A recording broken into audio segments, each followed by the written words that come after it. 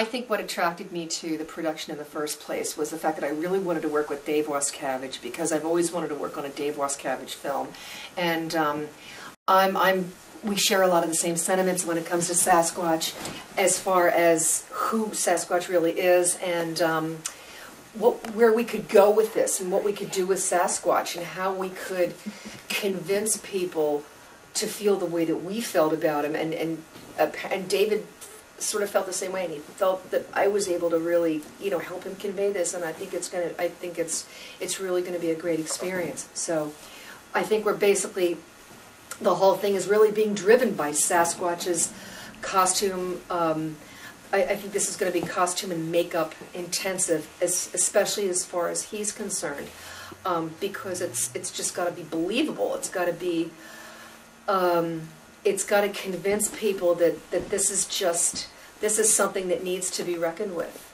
And you know, I think David is going to be really elemental, and he's going to be especially critical, and definitely a positive force in portraying this on a film. So cool. I think it's really going to be great.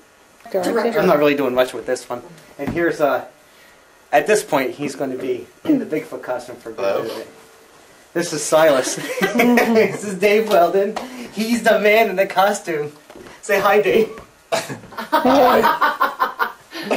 Alright, enough with those hands. Anyway, so this is Sarah's dealie today.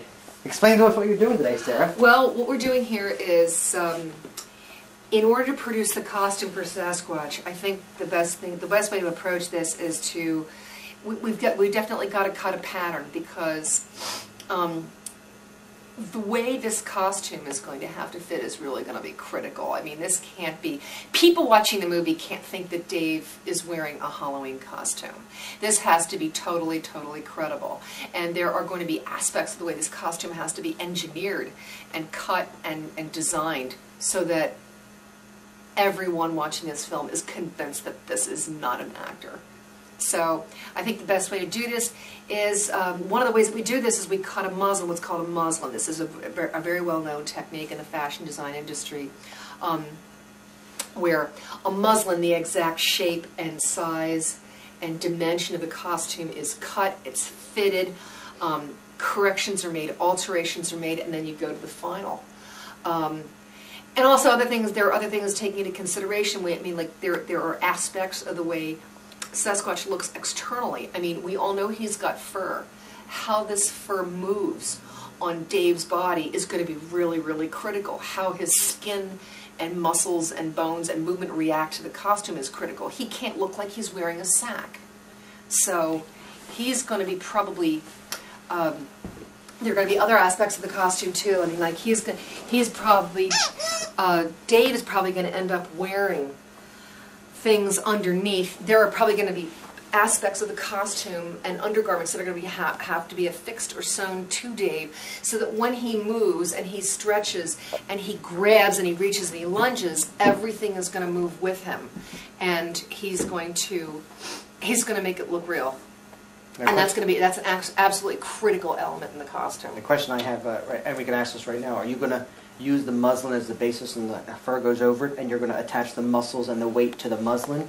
I'm using the muslin strictly as a pattern to cut the fur. Okay, because remember, because Dave won't be the only one in the costume, other people will switch off and wear it from time to time, so they'll have to somehow attach those muscles to themselves.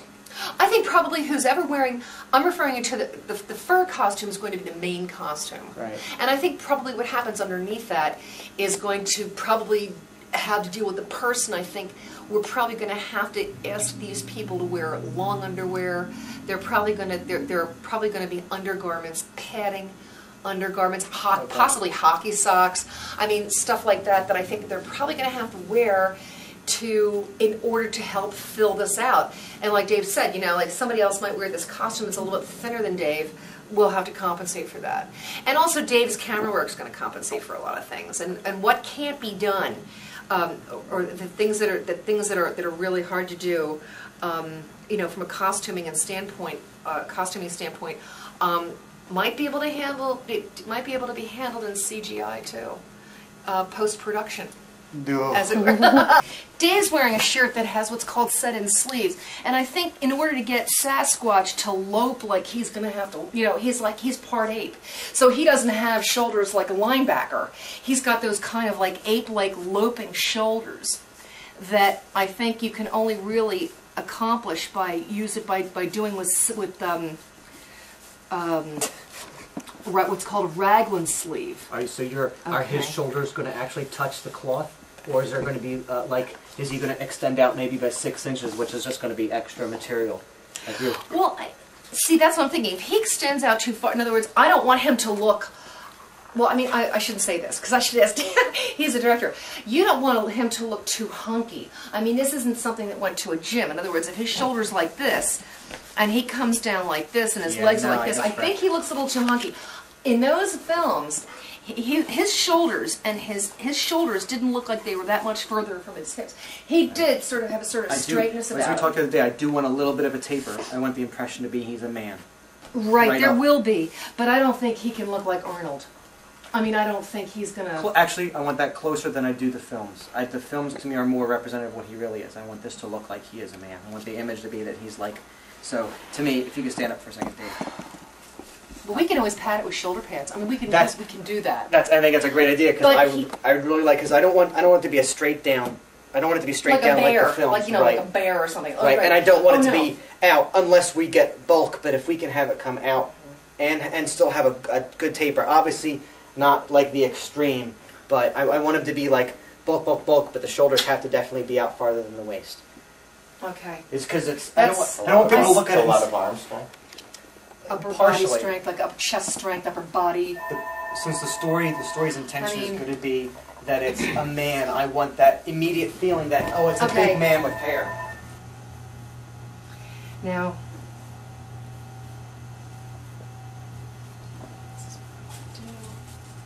I want to anchor one. Try not to move because then you definitely won't stick yourself. This thing. Sarah, if possible, can you poke him? Because if you got blood, that would make this documentary so much cooler. Oh my God, you are sick. I'm not hurting, Dave. Rip somebody limb from limb. Excuse me, this is union labor, too. Lift our arms straight up. Let's see where we are with this. Okay. See, this is where the seams would be.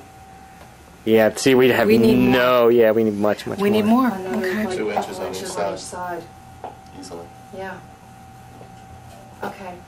Now, this is the only thing I'm worried about with cutting on one piece, though. See, what's going to happen is if he wears this as one piece, this is all going to bunch up when he raises his arms. Mm-hmm.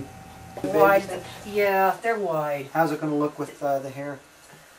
They can come in like, the legs can come in like an inch or so, like here.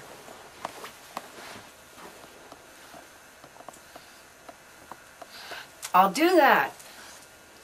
And then let's wait till we do the feet and the head, and then we can adjust more. Do you know what I mean? Oh, okay, so wait to do the final cut until we have the feet and head together. Yeah.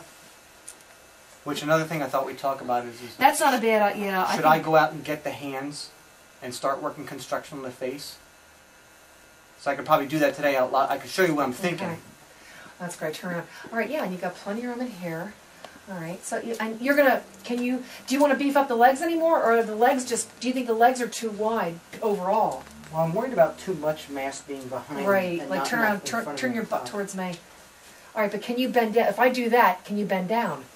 See, that's. Yeah, it's a little tight. Do you know what I mean? Leave it as it is. It'll give us room. Because can't you and you can put something on. You can put ski pants. Well, if you put ski pants on it, it'll make it a little better. Now, if isn't it true after you cut the final costume, you can always pop some stitches to give us, take in more room. Yes. So it's better to cut on the side of larger. Yes. Material. Remember, down here, lots of hip. I know, big.